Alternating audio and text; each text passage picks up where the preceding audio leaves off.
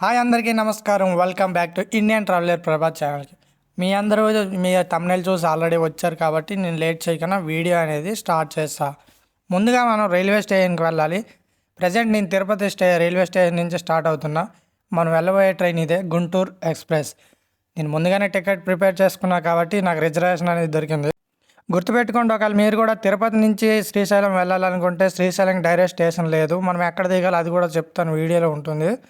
And last వరకు చూసేయండి. మరి ఎన్నో మీకు ట్రావెల్ టిప్స్ గురించి మన ఛానల్ ఎప్పుడూ సిద్ధంగా ఉంటుంది. మీరు ఎప్పుడైనా ఎక్కడికైనా వెళ్ళాలనుకుంటే కనుక టికెట్ తీసే వెళ్ళండి. ఎందుకంటే కొంతమంది జనరల్కి కూడా వెళ్తున్న వాళ్ళు ఉన్నారు, వాళ్ళు టికెట్ తీయకనే వెళ్ళిపోతున్నారు. నా కళ్ళతో చూసాను చాలామందికి ట్రైన్ నుంచి వాళ్ళకి దింపేయడం. డిన్నర్ అనేది ఇంటికాడ ప్రిపేర్ చేసుకుని వెళ్ళాం. అలా కాసేపు పిల్లలతో ఆడుకుంటూ పాడుకుంటూ సరదాగా. తర్వాత ఈ బయట చూసారా సీనరీ ఎంత అద్భుతంగా ఉందో. కానీ మీకు చూపించేద్దాం అనుకుంటే ఇలాంటివి ఎన్నో ప్లేస్లు. నాకు నిద్ర వచ్చింది, అలాగే నైట్ టైం ఏది కూడా కనిపించదు కాబట్టి గుడ్ నైట్ అందరికీ. మళ్ళీ ఉదయం మనం మార్కాపూర్ స్టేషన్లో కలుద్దాం. Welcome to Markapur road. ఈ స్టేషన్లో మనం దిగే శ్రీశైలంకి వెళ్ళాలి.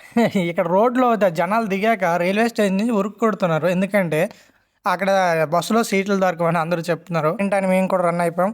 అలాగే బయటకు వచ్చాక రైల్వే స్టేషన్లో బయట ఇలా ఉంటుందన్నమాట. రోడ్స్ అండ్ కార్స్ అన్నీ అవైలబుల్గా ఉంటాయి. అలాగే ప్రైవేట్ బస్సులు కొన్ని ఉంటాయి. ఇది బస్ స్టాండ్ కాదు, యాక్చువల్లీ ఇక్కడి నుంచి బస్ స్టాండ్కి వెళ్ళాలి. ట్రైన్కి వెళ్ళే వాళ్ళకి ఆ కష్టాలు తెలుస్తాయి. ఎలాగైతే జనరల్ ఎక్కేటప్పుడు ట్రైన్లు రన్నింగ్లో ఉన్నప్పుడు ఎక్కుతారో ఈ బస్సు కూడా అదే విధంగా ఎక్కాం. మీరు బస్ స్టాండ్కి వెళ్ళిపోతే మీకు చాలా సింపుల్గా ఉంటాయి, ఎందుకంటే సీట్లు దొరుకుతాయి బస్సులో. బస్ స్టాండ్ వ్యూ కూడా మీరు చూడొచ్చు. ఆటో మాట్లాడుకుని వెళ్ళండి. ఫైనల్గా బడ్జెట్ విషయానికి వస్తే పర్సన్కి 1000 రూపీస్ వేసుకోవచ్చు around. Near by Guntur, Tirupati, Vijayawada ఈ ప్లేస్ నుంచి వెళ్తే సరిపోతుంది. శ్రీశైలం వెళ్ళే వరకు 3 అవర్స్ పడుతుంది. ఈ లోపు మీరు ఇక్కడ చక్కటి వ్యూని చూసేయండి.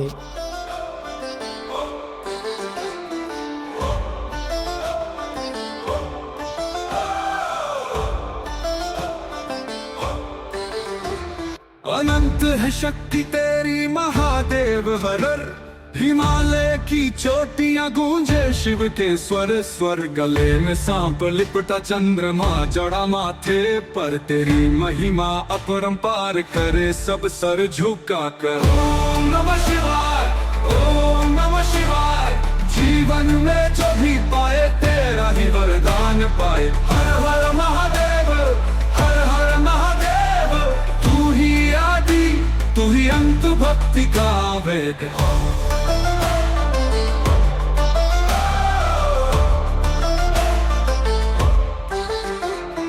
नंदी की सवारी तू, बैल का साथी तू, त्रिशूल लेकर नाचे कैलाश की छाँव में तू, गंगा की धारा तेरी जटाओं में समाई है सारा। ఆహా, చూసారు కదా, నిజంగా ఎంత అద్భుతంగా ఉంటుందో ఈ ప్లేస్ అనేది.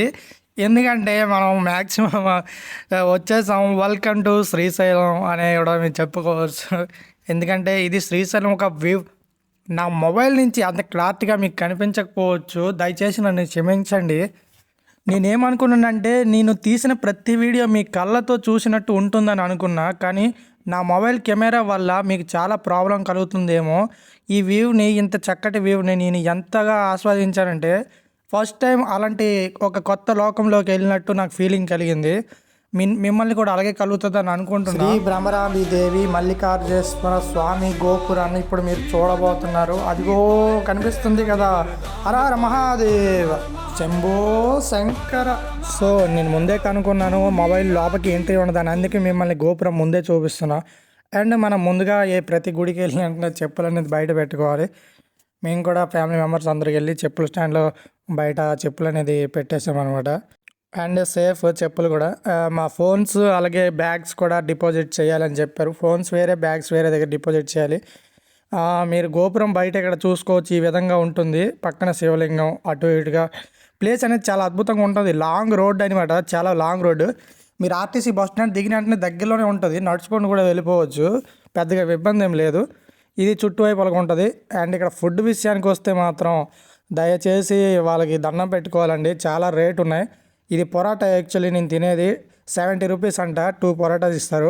అలాగే ఇది రైస్, మా పక్కనే మా మద్దలు పెట్టుకున్నది, తను కూడా తిన్నది. నాకు నిజంగా ఫుడ్ అయితే పెద్ద టేస్ట్‌గా అనిపించలేదు. అలాగే రేట్లు చాలా ఎక్కువగా ఉన్నాయి. ఇదే ఒక షాప్స్ అనమాట. ఆ ఎదురుగే మనకొక శాస్త్రం ఉంది. ట్రావెలింగ్ వచ్చిన వాళ్ళు ఇక్కడ టూరిజం ప్లేస్ అనమాట. ఇక్కడ వెళ్ళి మనకు ప్రాబ్లమ్స్ ఏమైనా ఉన్నా కూడా టూరిస్టులకి హెల్ప్ చేయడం కూడా జరుగుతుంది. అలాగే ఫస్ట్ ఆఫ్ ఆల్ మనం దర్శనం అయిపోయిన తర్వాత మనం సాక్షి గణపతి ఇక్కడికి వచ్చామనమాట. సాక్షిగా వేటూరు టెంపుల్ చూసారు కదా! సాక్షి గణపతికి దర్శనం చేసుకోవాలి మెయిన్‌గా. అది ఎందుకో కూడా చెప్తాను చూడండి. మనం శ్రీశైల మల్లికార్జునేశ్వర స్వామి దగ్గరికి వచ్చినట్టు వినాయకుడు అనమాట ఇక్కడికి వచ్చి మనం పూజించిన తర్వాత ఈయన గారు వెళ్ళి అతనికి చెప్తారు. దాన్నే సాక్షి గణపతి అంటారు. అండ్ మేము ట్రావెల్ చేసే మూడు చూసుకోండి ఎంత ఉత్సాహంతో వెళ్తున్నాము. మేము ఈ జీప్ అనేది బుక్ చేసుకున్నాం. అలాగే పర్ పర్సన్కి 100 రూపీస్లే పడింది. మినిమం వాళ్ళు బడ్జెట్ 1000 రూపీస్కి తక్కువగా రారనమాట. ఫుల్ అయితే కానీ వెళ్ళరు. అండ్ ఫైనల్గా మీరు చూపిస్తున్న ఈ అద్భుతమైన లొకేషన్ ఎక్కడుందంటే నెక్స్ట్ పాయింట్ మనం వచ్చింది శిఖరానికి వచ్చాము. వాళ్ళైతే పాలధార పంచదార అనే దగ్గరికి అక్కడికి తర్వాత అటకేశ్వర స్వామి టెంపుల్కి తీసుకువెళ్తామన్నారు. కానీ ఇక్కడ గుడికున్న అద్భుతం ఏంటంటే ఈ శిఖరానికి ఉన్న అద్భుతాన్ని మీకు చూపించబోతాను. అలాగే ఇక్కడికి వచ్చిన తర్వాత మనం ఫస్ట్ అనేది టికెట్స్ తీసుకోవాలి. ఇక్కడ కూడా టికెట్స్ అనేవి ఛార్జ్ చేస్తున్నారు. పర్ పర్సన్కి 20 రూపీస్ ఏమో ఛార్జ్ చేస్తున్నారు. అలాగే మేము 11 మెంబర్స్ వెళ్ళాం. ప్రతి ఒక్కరికి తీసుకున్నాం. ఫైనల్గా ఇక్కడ వ్యూ చూసుకోండి ఎంత అద్భుతంగా ఉందో. శిఖరం ఒక ముందు భాగం అనమాట ఇది. మీరు శిఖరానికి వచ్చిన తర్వాత ఈ లెఫ్ట్ సైడ్లో ఒక లుక్ వేసుకోండి, రైట్ సైడ్లో ఒక లుక్ వేసుకోండి, స్ట్రైట్గా ఒక లుక్ వేసుకోండి, బ్యాక్ సైడ్ ఒక లుక్ వేసుకోండి. ఎటువైపు చూసినా మీకు కొండలు చుట్టుపక్కల అద్భుతాన్నే చూస్తారు. అలాగే మీకు డ్యామ్ అయితే చూపించలేను, ఎందుకంటే డ్యామ్ నా బ్యాక్ సైడ్ కనిపిస్తుంది కదా, అదొక డ్యామ్ ఒక ముఖ్యమైన భాగం. ఎందుకు తెలుసా మీకు, నేను నిజంగా అక్కడికి నేను డ్యామ్ దగ్గరికి వెళ్ళలేకపోయాను. ఆటో వాళ్ళకి అడిగితే అనమాట వాళ్ళు తీసుకొని వెళ్ళలేదు, ఎందుకంటే డ్యామ్లో నీళ్ళు లేవని చెప్పడం జరిగింది.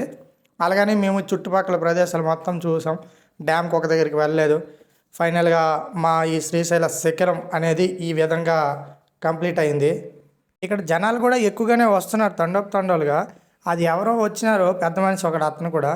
మీరు చుట్టుపక్కల ఈ వ్యూ చూసుకున్నట్టయితే మీకు కళ్ళతో మీరు కూడా చూసినట్టు ఉండాలని మళ్ళీ ఒకసారి రికార్డ్ చేసి చూపిస్తున్నాను అక్కడ అద్భుతాన్ని. ఈ శిఖరం ఒక అద్భుతం ఏంటంటే ఇక్కడి నుంచి మనం అక్కడ కనిపిస్తాయి కదా గుడి గోపురాలు అంటారు, వాటిని మనం చూడాలి ఆ కొమ్ముల నుంచి. అలాగే ఇక్కడ కొన్ని కోతులు మా ఫుడ్ అనేవి తీసుకెళ్ళిపోయి పిల్లలకు కొనే బిస్కెట్స్ అన్ని తీసుకెళ్ళి తను తిన్నది. చూడడానికి ఎంతో చక్కగా ఉంది. అది కూడా మాకు ఒక మంచి వ్యూ లాగా అనిపించింది. ఇప్పుడు మనం వెళ్ళబోయే లొకేషన్ చూస్తే మీరు నిజంగా ఆశ్చర్యపోతారు. పాల నీళ్ళు పంచనీళ్ళు దీని మీనింగ్ ఏంటంటే పాలధార పంచదార అంటారు.